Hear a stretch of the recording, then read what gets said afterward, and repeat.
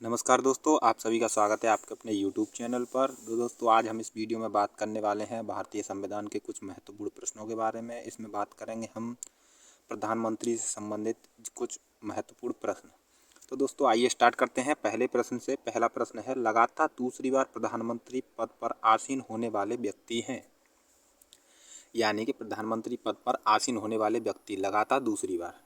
ठीक है दोस्तों, option A Jawaharlal Nehru, option B Indira Gandhi, option C Atal Bihari Vajpayee, option D इनमें से सभी। इनमें से ये सभी। तो दोस्तों इसका सही आंसर है ऑप्शन डी इनमें से सभी। जो सभी हैं ये सभी लगातार 2 बार भारत के प्रधानमंत्री बन चुके हैं। जवाहरलाल नेहरू भी बन चुके हैं, इंदिरा गांधी और अटल बिहारी वाजपेयी भी। ठीक है दोस्तों, आइए अगला प्रश्न देखते हैं। अगला प्रश्न है, भारत के प्रधानमंत्री होते हैं, नियुक्त होते हैं, ऑप्शन ए, ऑप्शन बी निर्वाचित होते हैं, ऑप्शन सी मनोनीत होते हैं, ऑप्शन डी चयनित होते हैं। तो दोस्तों भारत के जो प्रधानमंत्री हैं होते हैं वो राष्ट्रपति द्वारा नियुक्त होते हैं। तो इसका सही आंसर है ऑप्शन ए, नियुक्त होते हैं। ठीक है दोस्तों, भारत के जो प्रधानमंत्री होते हैं वे राष्ट्रपति के द्वारा नियुक्त होते हैं। आइए अगला प्रश्न देखते हैं। प्रश्न नंबर 3 है, भारत के प्रधानमंत्री का पद होता है, भारत के प्रधानमंत्री का पद कैसा होता है? ऑप्शन ए संविधान द्वारा गठित है, ऑप्शन बी परंपराओं पर आधारित है, ऑप्शन सी संसद द्वारा पारित साधारण विधेयक द्वारा गठित है, ऑप्शन डी उपयुक्त सभी असत्य हैं। तो दोस्तों जो भारत के प्रधानमंत्री का पद होता है वो संविधान द्वारा गठित होता है, जो कि आर्टिकल 75 में इसका वर्णन है। तो यह कौन सा है? यह संविधान द्वारा गठित होता है। ठीक है दोस्तों, तो इसका सही आंसर होगा ऑप्शन ए, संविधान द्वारा गठित है। अगला प्रश्न देखते हैं, प्रधानमंत्री की नियुक्ति कौन करता है? प्रधानमंत्री की नियुक्ति कौन करता है? तो दोस्तों ऑप्शन ए है राष्ट्रपति, ऑप्शन बी लोकसभा अध्यक्ष, ऑप्शन सी राज्यसभा का सभापति, ऑप्शन डी उपराष्ट्रपति। तो दोस्तों जो प्रधानमंत्री की नियुक्ति करते हैं वो होते हैं राष्ट्रपति। तो ऑप्शन ए सही है इसका, राष्ट्रपति। प्रधानमंत्री की नियुक्ति कौन करता है? राष्ट्रपति करते हैं। आइए अगला प्रश्न देखते हैं। प्रश्न नंबर 5 है, प्रधानमंत्री को उसके पद की गोपनीयता की शपथ कौन दिलाता है? तो दोस्तों जो इनको नियुक्त करते हैं वही इनको गोपनीयता की शपथ भी दिलाते हैं। तो ऑप्शन ए है राष्ट्रपति, ऑप्शन बी उपराष्ट्रपति, ऑप्शन सी लोकसभा अध्यक्ष, ऑप्शन डी मुख्य न्यायाधीश यानी सर्वोच्च न्यायालय के मुख्य न्यायाधीश। तो दोस्तों इसका सही आंसर होगा ऑप्शन ए, राष्ट्रपति। जो प्रधानमंत्री को उसके पद की गोपनीयता दिलाते हैं और जो नियुक्त करते हैं वो होते हैं राष्ट्रपति। आइए अगला प्रश्न देखते हैं। अगला प्रश्न है, सामान्यतः प्रधानमंत्री होते हैं वे ऑप्शन ए लोकसभा के अध्यक्ष सदस्य होता है, ऑप्शन बी राज्यसभा का सदस्य होता है, ऑप्शन सी लोकसभा के बहुमत दल का नेता होता है, ऑप्शन डी राज्यसभा के बहुमत दल का नेता होता है। तो दोस्तों जो सामान्यतः प्रधानमंत्री होते हैं ऑप्शन सी लोकसभा के बहुमत दल का नेता होता है। यानी कि जो लोकसभा का जो बहुमत प्राप्त दल होता है उसी का एक नेता होता है, उसी को प्रधानमंत्री बनाया जाता है। आइए अगला प्रश्न देखते हैं। भारत में एक व्यक्ति अधिक से अधिक कितनी बार प्रधानमंत्री पद पर नियुक्त हो सकता है? यानी कि जो भारत का प्रधानमंत्री होता है वह एक प्रधानमंत्री पद पर कितनी बार नियुक्त किया जा सकता है? ऑप्शन ए केवल 1 बार, ऑप्शन बी 2 बार, ऑप्शन सी है केवल 3 बार, ऑप्शन डी कितनी ही बार। तो दोस्तों इसका सही आंसर होगा ऑप्शन डी, कितनी ही बार। जो भारत का प्रधानमंत्री होता है वह 1-2 बार के लिए नहीं, कितनी ही बार बन सकता है। ठीक है दोस्तों, आइए अगला प्रश्न देखते हैं। भारत में शक्तियों का प्रमुख उभरता केंद्र है। जो भारत में शक्तियों का प्रमुख उभरता केंद्र कौन है? Option A Lok Sabha, option B Rajya Sabha, option C प्रधानमंत्री, ऑप्शन डी मंत्री परिषद। तो दोस्तों इसका सही आंसर होगा ऑप्शन सी, प्रधानमंत्री। जो भारत में शक्तियों का प्रमुख उभरता केंद्र है वह होता है प्रधानमंत्री। आइए अगला प्रश्न देखते हैं। निम्नलिखित में से कौन लोकसभा का नेतृत्व करता है?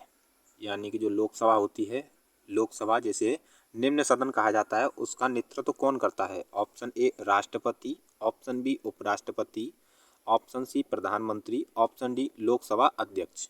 तो दोस्तों जो लोकसभा का नेता होगा वही इसका नेतृत्व करेगा, यानी कि ऑप्शन सी प्रधानमंत्री। प्रधानमंत्री लोकसभा का नेतृत्व करते हैं। आइए अगला प्रश्न देखते हैं।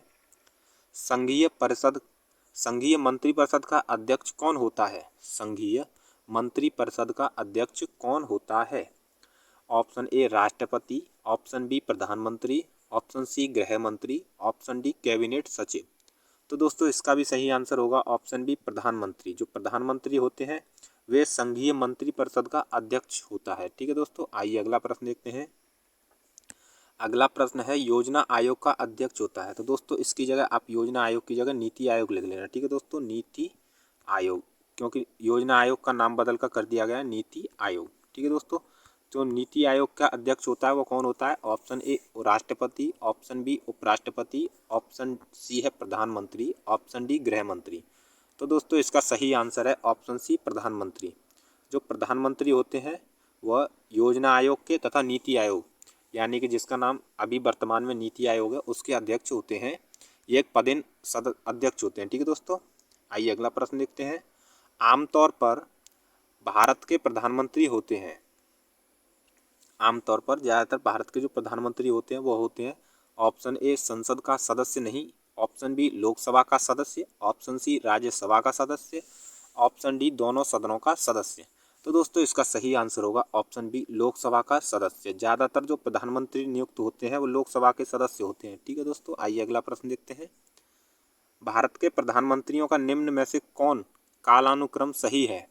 यानी कि दोस्तों प्रधानमंत्री इन चारों में से बताने हैं कौन पहला था, कौन दूसरा, कौन तीसरा, कौन चौथा। ठीक है दोस्तों, तो सबसे पहले देखते हैं इंदिरा गांधी, जवाहरलाल नेहरू, मोरारजी देसाई, चौधरी चरण सिंह, जिसमें सबसे पहले हैं दूसरा, यानी कि पंडित जवाहरलाल नेहरू सबसे पहले प्रधानमंत्री बने थे।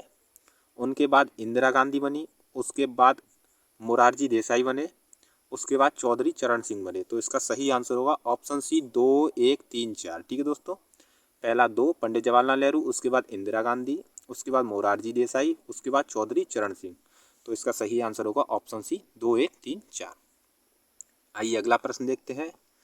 संसदीय तंत्र में वह व्यक्ति प्रधानमंत्री चुना जाता है जो निम्न का नेता होता है, जो निम्न का नेता होता है। ऑप्शन ए उच्च सदन में बहुमत दल, ऑप्शन बी निम्न सदन में बहुमत दल, ऑप्शन सी उच्च सदन में अल्पमत, ऑप्शन डी निम्न सदन में अल्पमत।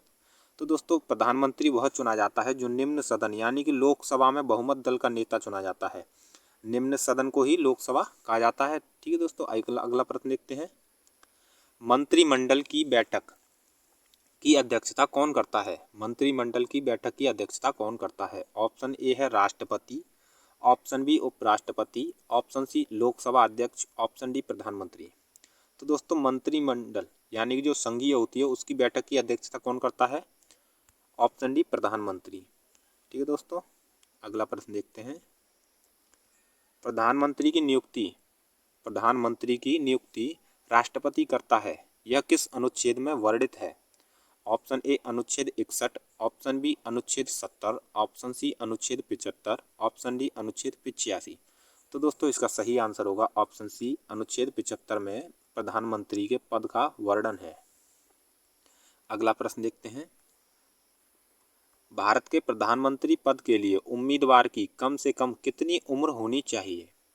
जो प्रधानमंत्री पद के लिए कम से कम कितनी उम्र होनी चाहिए? ऑप्शन ए 25 वर्ष, ऑप्शन बी 30 वर्ष, ऑप्शन सी 35 वर्ष, ऑप्शन डी 40 वर्ष। तो दोस्तों इसका सही आंसर होगा ऑप्शन ए 25 वर्ष, जो कि लोकसभा के लिए भी कम से कम उम्र होती है, सबसे कम वही प्रधानमंत्री के लिए होती है 25 वर्ष, जबकि 30 वर्ष राज्यसभा के लिए होती है। ठीक है दोस्तों, आइए अगला प्रश्न देखते हैं। भारत के प्रधानमंत्री ऑप्शन ए राष्ट्रपति द्वारा चुने जाते हैं, ऑप्शन बी राज्यों के मुख्यमंत्री द्वारा चुने जाते हैं, ऑप्शन सी लोकसभा में बहुमत दल के नेता होते हैं, ऑप्शन डी है चुने नहीं जाते बल्कि वंशागत होते हैं। तो दोस्तों जो भारत के प्रधानमंत्री होते हैं वो लोकसभा में बहुमत दल के नेता होते हैं। ठीक है दोस्तों, तो इसका सही आंसर होगा ऑप्शन सी लोकसभा में बहुमत दल के नेता होते हैं भारत के प्रधानमंत्री। आइए अगला प्रश्न देखते हैं। प्रधानमंत्री कौन बनता है? प्रधानमंत्री कौन बनता है? ऑप्शन ए लोकसभा में बहुमत दल का नेता, ऑप्शन बी सर्वाधिक उम्र का सांसद, ऑप्शन सी सर्वाधिक मत प्राप्त करने वाला सांसद, ऑप्शन डी राष्ट्रपति जिसे बनाना उचित समझे। तो दोस्तों जो प्रधानमंत्री जो बनता है वो लोकसभा में बहुमत दल का नेता होता है। ठीक है दोस्तों, तो ऑप्शन ए सही है, लोकसभा में बहुमत दल का नेता होता है, उसी को प्रधानमंत्री बनाया जाता है। आइए अगला प्रश्न देखते हैं।